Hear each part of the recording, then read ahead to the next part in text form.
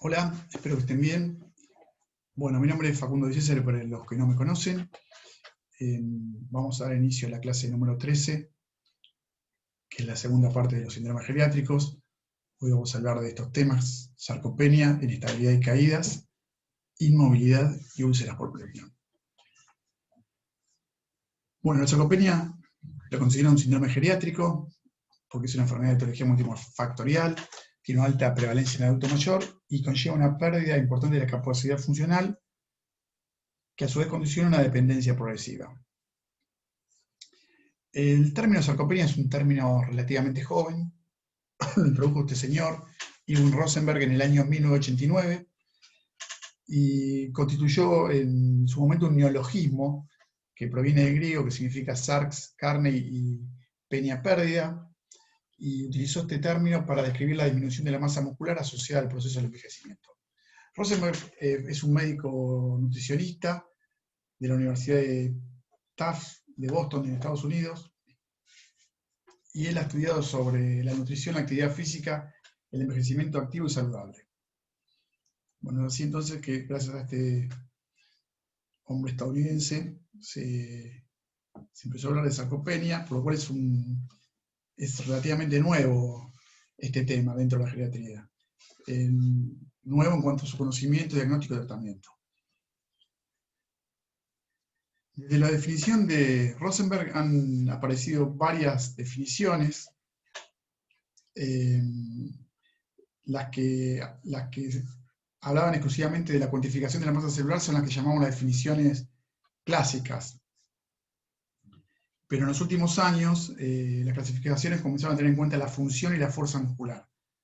Es así que el Grupo Europeo de Sarcopenia en el Paciente Anciano, en el año 2010, definió la sarcopenia como un síndrome caracterizado por pérdida de la masa muscular y fuerza en forma progresiva y generalizada, con riesgo de consecuencias adversas, que son la discapacidad física, la pobre calidad de vida y la muerte.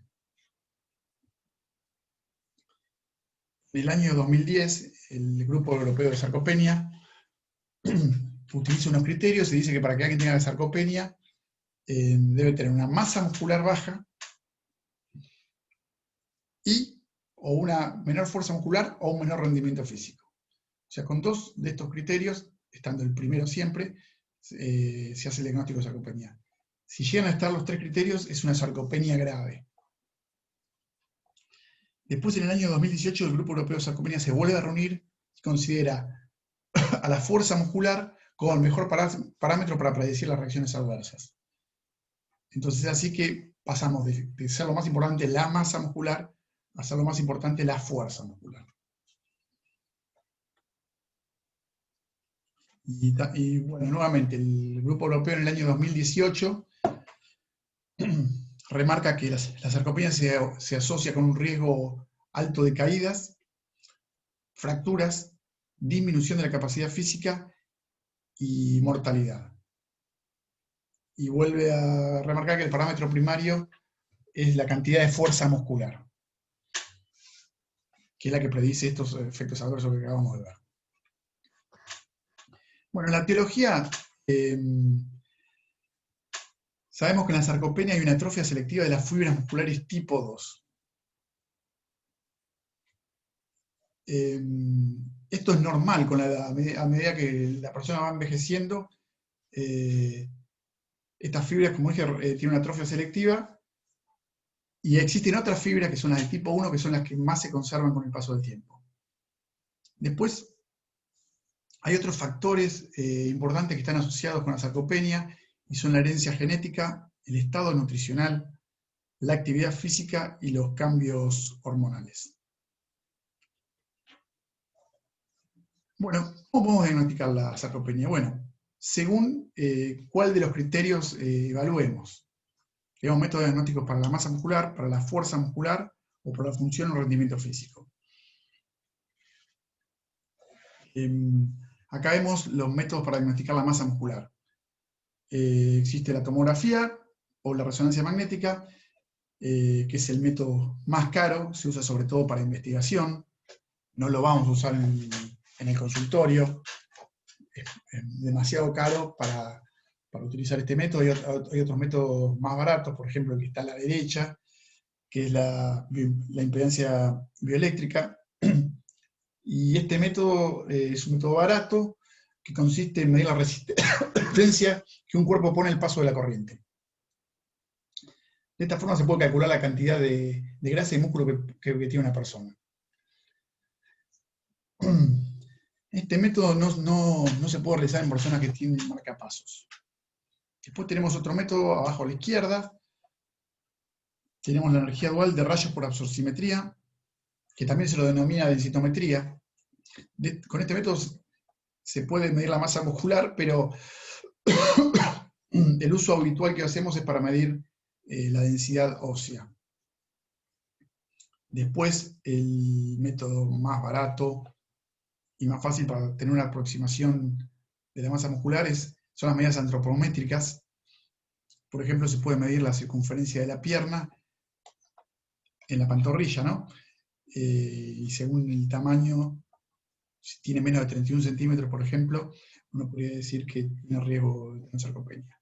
Después, dijimos que para medir la fuerza muscular, que la medición de la fuerza muscular era otro de los métodos para llegar al diagnóstico, y se usa lo que se llama, a la derecha de la pantalla, tiene el dinamómetro, que uno ejerce una fuerza sobre este aparato y puede calcular si le falta fuerza y así empezar a sospechar que la persona tiene una sarcopenia. Otro método para evaluar la función muscular o el rendimiento físico, se utilizan test.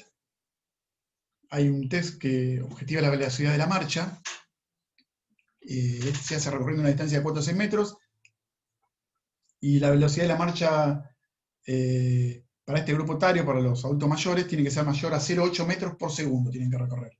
Si recorren menos de eso, uno puede sospechar que el bajo rendimiento físico es debido a sarcopenia. Después existen otros tests, varios más tests hay, pero hay uno que es conocido, que ya lo vimos en la clase de BGI, que es el test de Get Up and Go, o el llamado test de Lázaro, que ya lo han visto. No lo voy a repetir porque ya lo conocen. Y existen también otros test más, pero los dos primeros, estos que acabo de decir, son los más conocidos. Bueno, el Grupo Europeo de Sarcopenia diseñó un algoritmo, que es el que estamos viendo acá, el cual comienza por el criterio 3, que le mide la velocidad de la marcha. Si la persona está lenta, o sea, si camina menos de 0,8 metros por segundo, vamos para el lado derecho del gráfico, podemos sospechar que tiene una sarcopenia, y lo que realizamos es medirle la masa muscular, por cualquiera de los métodos que vimos previamente. Si está baja, decimos que tiene sarcopenia. ¿Por qué? Porque tiene dos criterios, como se dijo de entrada. Si la persona camina una velocidad mayor a 0,8 metros por segundo, aunque la velocidad esté bien, puede tener una sarcopenia si los otros dos criterios están bajos. Por ejemplo, si le medimos la fuerza de prensión y está baja, y luego le medimos la masa muscular y está baja, también decimos que tiene sarcopenia.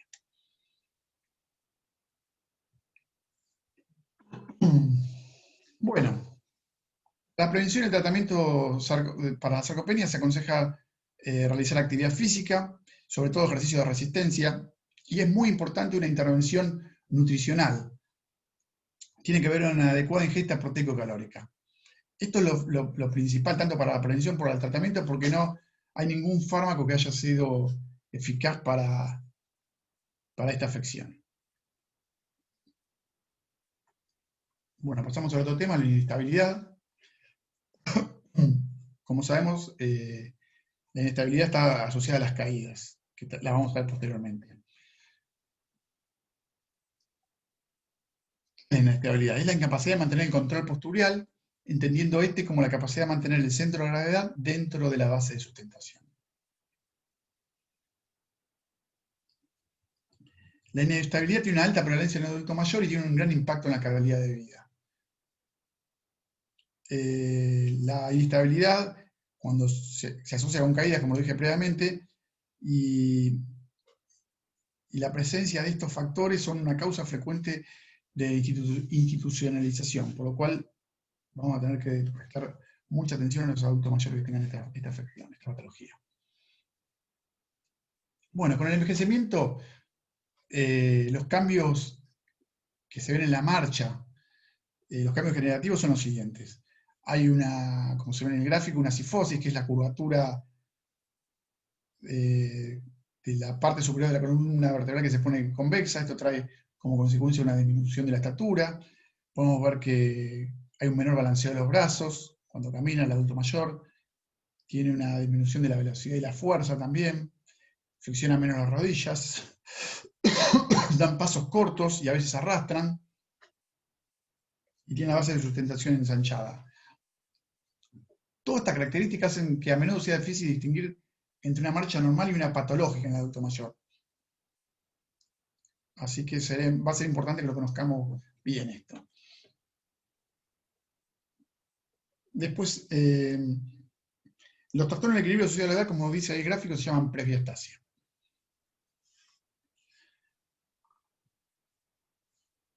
Bueno, las causas en el adulto mayor de irritabilidad son multifactoriales.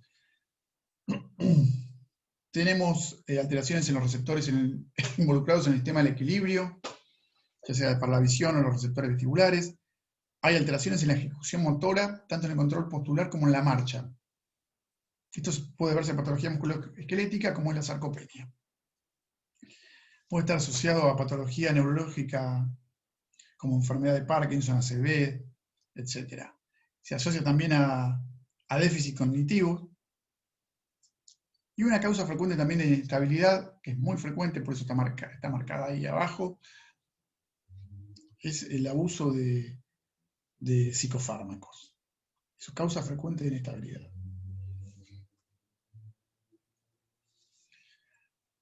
Bueno, pasamos al otro tema, que son las caídas. ¿Qué es una caída? Es un evento caracterizado por la pérdida de la estabilidad postural, con un desplazamiento del centro de gravedad hacia un nivel inferior, que es generalmente el suelo, sin una pérdida previa de conocimiento y sin pérdida del tono postural, ocurriendo de manera no intencional. Entonces, de esto podemos deducir, por ejemplo, que las caídas asociadas a una ACV, a las convulsiones, deben excluirse del llamado síndrome de caídas. Cuando dice que no se debe a una pérdida de conocimiento o del tono postural, por ejemplo, si una persona tiene una hipotensión arterial, no lo deberíamos caracterizar, no lo deberíamos incluir dentro del síndrome de caídas, por más que produzca una caída. Bueno, algunos datos. Un tercio de los mayores de 65 años que viven en la comunidad se caen una vez al año. Esto es mucho. Y este número es mayor en las pacientes que están institucionalizados. La mayoría de las caídas ocurren en el hogar y en un lugar habitual. Generalmente se dan en la cocina, en el baño o en el dormitorio. El 1% de los adultos mayores que se cae puede sufrir una fractura de fémur. El mejor predictor de sufrir una caída es una caída previa. Bueno, y las caídas son una expresión de múltiples patologías que se pueden sumar a los cambios que ocurren con el proceso de envejecimiento. Bueno, las consecuencias de las caídas, todas estas que vemos acá, pero ahí en rojo les puse las que tienen complicaciones más graves, ¿no? Que son las fracturas y el traumatismo craneoencefálico. Aproximadamente un 10% de las caídas tienen alguna de estas dos complicaciones que se asocian con mortalidad. Por ejemplo, los adultos mayores que tienen una fractura de cadera, al año el 25-30% están muertos. Y es una consecuencia indirecta de esta fractura. Bueno, después, aparte de las consecuencias físicas, están las psicológicas, que hay una pérdida de autonomía y de autoestima, cuadros depresivos, una restricción de la movilidad, que se llaman síndrome de poscaída. Hay consecuencias sociales, como son el aislamiento, cambio en los hábitos de vida, pérdida de la capacidad funcional, Esto lleva a la necesidad de cuidadores y muchas veces a que el adulto mayor sea llevado a vivir en una residencia de larga estadía y generan un gasto importante económico, ¿no? Bueno, las caídas tienen factores de riesgo que se los ha llamado en intrínsecos y extrínsecos. Los intrínsecos son los propios del paciente. Así es que tenemos que uno de los factores de riesgo es la edad. Cuanto mayor es la edad, mayor el riesgo de caer. Ser mujer, ser de raza blanca también es un factor de riesgo. Tener alteraciones de la marcha y el equilibrio. Tener trastornos de la visión. Tener un deterioro cognitivo también es una causa de caídas. La depresión y la ansiedad también son causas de caídas, sobre todo porque se disminuye la alerta. La hipotensión ortostática es otra causa de caída importante. ¿Qué es la hipotensión ortostática? Es el descenso de la presión arterial sistólica de 20 milímetros de mercurio o de la diastólica de 10 milímetros de mercurio a los 3 minutos de pasar de la posición acostado a pararse. Después, la polifarmacia también es un factor de riesgo importante de caídas. En alguna bibliografía pueden ver que la polifarmacia es un factor de riesgo extrínseca. También la llaman de la otra forma, que es la que vamos a ver a continuación. Los factores extrínsecos son esos factores que ocurren en el hogar, que generalmente son un lugar habitual, como dije previamente, en la cocina, el baño, en el dormitorio, y se deben a causas que pueden ser modificables, por ejemplo, las escaleras, usar pantuflas, tener poca luz. Como ustedes sabrán, hay muchos adultos mayores que se caen en la noche cuando se levantan, no prenden la luz para no despertar a la pareja o a quien sea. Y es así que le ocurren los accidentes. Así tienen obstáculos en el camino que no los ven, se los chocan y producen las caídas. Es importante tener en cuenta estos factores.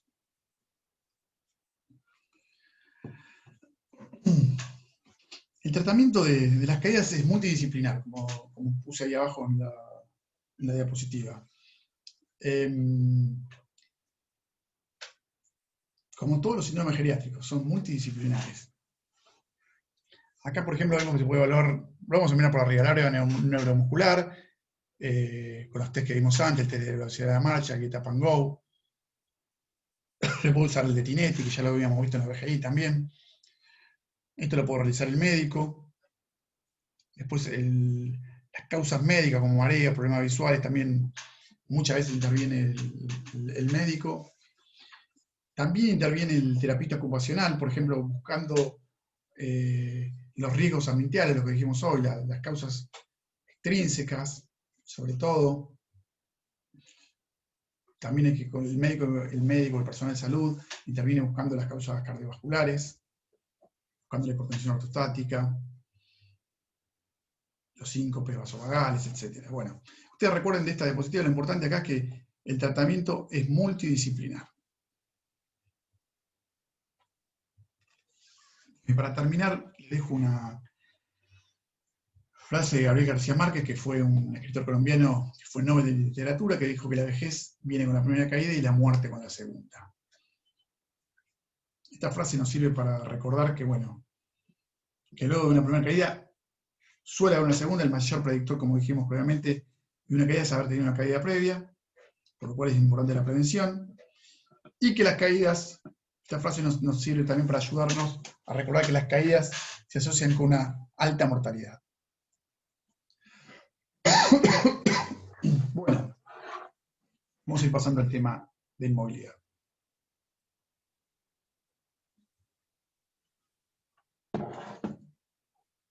Bueno, acá les puse una foto que la bajé de internet, que es de un personaje de la serie Breaking Bad.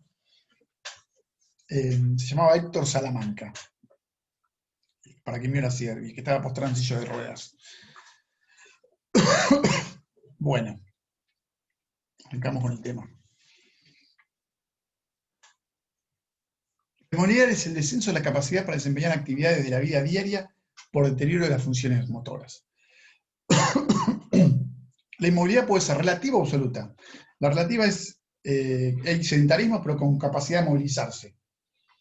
En cambio, la absoluta es lo que tiene lo que se llama un encamamiento crónico y tiene muy limitada la variabilidad postural.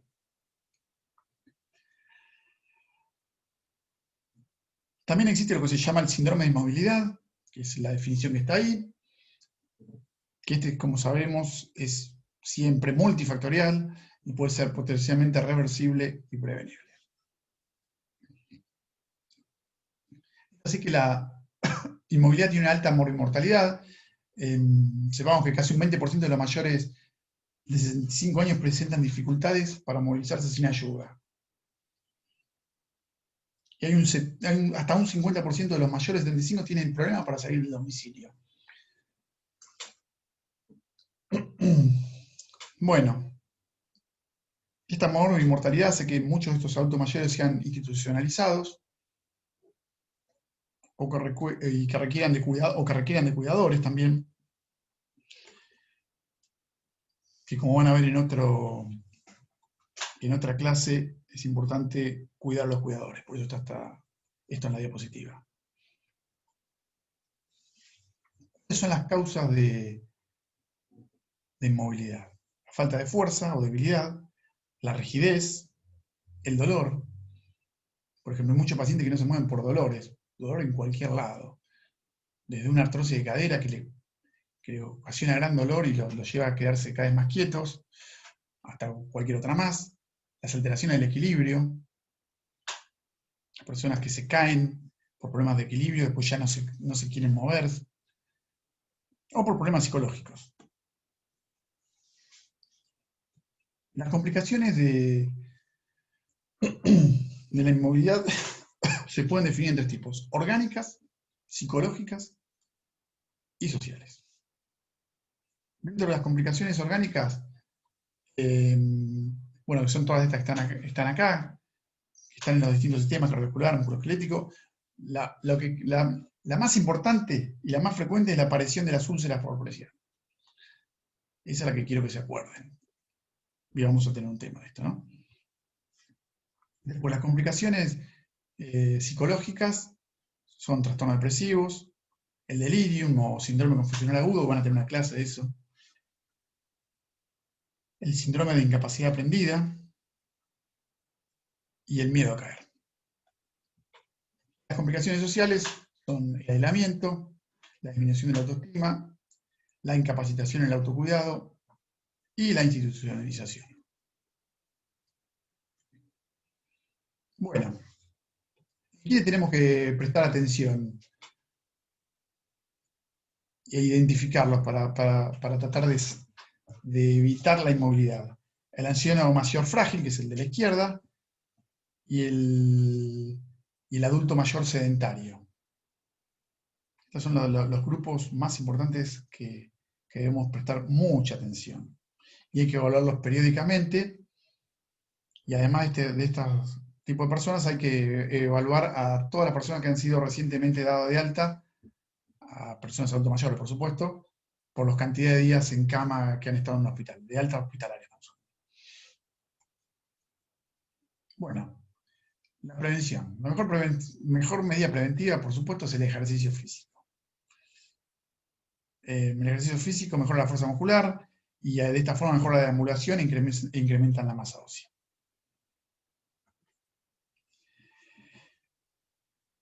Bueno, medidas se pueden instaurar luego de que se pueden adoptar una vez que fue instaurada la inmovilidad. Bueno, acá tenemos que hacer prevención secundaria. Tenemos que lograr adaptaciones que faciliten los desplazamientos, por ejemplo, barandillas, rampas, hay que quitar las alfombras, colocar mayor iluminación.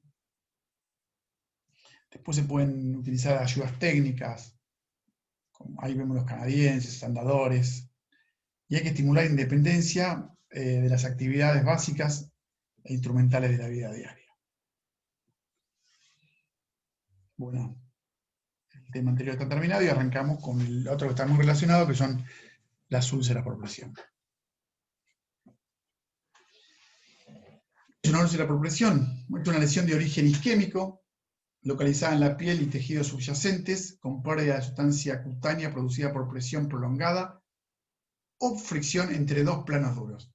Estos planos duros están compuestos, por un lado, por las prominencias óseas del paciente, y por el otro lado, por los planos duros que son externos del paciente, como la cama, la silla, el calzado o cualquier otro objeto externo. Las úlceras por presión pueden afectar la epidermis, la dermis, el tejido celular subcutáneo, el músculo e incluso la articulación. Bueno, en la etiopatogenia intervienen tres fuerzas responsables en la producción. Una es la presión, que es la fuerza que actúa perpendicular a la piel como consecuencia de la gravedad y provoca un aplastamiento entre esos dos planos que ya habíamos hablado previamente. Uno pertenece al paciente y otro externo a él. Después otra fuerza responsable es la fricción, que es una fuerza tangencial que actúa paralelamente a la piel y produce roce por movimiento o arrastre. Y la tercera fuerza, que es la tercera de abajo a la derecha, es el pinzamiento vascular, que también lo pueden leer como cizallamiento, que combina las dos fuerzas anteriores, la de la presión y la fricción. Además, en la formación de las úlceras por presión intervienen el tiempo de exposición, la masa muscular, la humedad, el estado nutricional de la persona, alteraciones de la circulación sanguínea, los déficits sensitivos y del sensorio y la inmunodepresión. Bueno, las úlceras por presión se pueden clasificar en 4 grados. El grado 1 es el eritema no blanqueable, perdón, el eritema no blanqueable, donde hay una decoloración de la piel, edema y durezas. El grado 2, donde hay una pérdida del espesor parcial de la piel, que involucra dermis, epidermis o ambas. Esta es superficial y se presenta clínicamente como una abrasión. Ahí les puse que un sinónimo de abrasión es una úlcera, que pueden ser ampollas o lesiones, este grado. El grado 3, hay una pérdida del espesor total de la piel que involucra daño o necrosis del tejido celular subcutáneo. El grado 4, que es el más grave, hay destrucción extensa, necrosis del tejido, daño del músculo. Y en estos casos se puede afectar incluso el hueso. Bueno, están localizadas las úlceras por presión. La mayoría está en la mitad inferior del cuerpo. El 95% aparece en la mitad inferior del cuerpo. Y las localizaciones más frecuentes son en el sacro, el 65%, y en los trocánteres, en la cadera y en los talones. Como sabemos, las úlceras, como se ve acá en el dibujo, aparecen en la zona de preeminencias óseas, y las regiones donde aparecen dependen de la posición adoptada por la persona inmóvil. Es así que si la persona está en posición lateral, como vemos ahí, a la izquierda, los lugares más frecuentes de aparición de úlceras es en las caderas y en los tobillos. Cuando la persona debe mantenerse sentada acá en el dibujo del medio, lo más frecuente es la aparición en los glúteos, también todas esas que están viendo, pero lo más frecuente es en los glúteos. Y cuando el paciente está acostado, boca arriba, o también llamado decúbito dorsal o supino, aparecen en el coxis y en los talones. Pero bueno, recordemos que las úlceras más frecuentes son en las caderas, en los trocánteres, que es la cadera, ¿no? Y en los talones, aparte de la zona sacra. Bueno, prevención. Esto es fundamental porque, como sabemos, la cicatrización de estas úlceras es muy dificultosa y a medida que van avanzando en estadios son más resistentes al tratamiento médico. Así que todo el énfasis lo tenemos que poner en este tipo de pacientes, en la prevención. ¿En qué pacientes? Lo que dijimos, lo que hablamos previamente. Primero en los que están internados varios días, y también hay que tener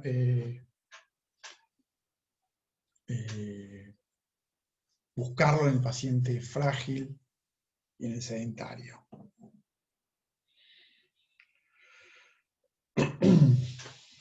Bueno, acá es importante hacer una vigilancia y cuidado de la piel.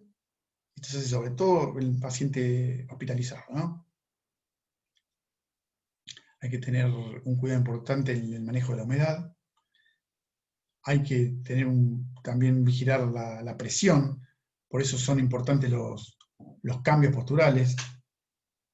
Hay que movilizar al paciente. El paciente que esté internado debe ser rotado cada 2, 3 o 4 horas máximo. No tiene que permanecer en la misma posición. La prevención hay que controlar el dolor, es muy importante.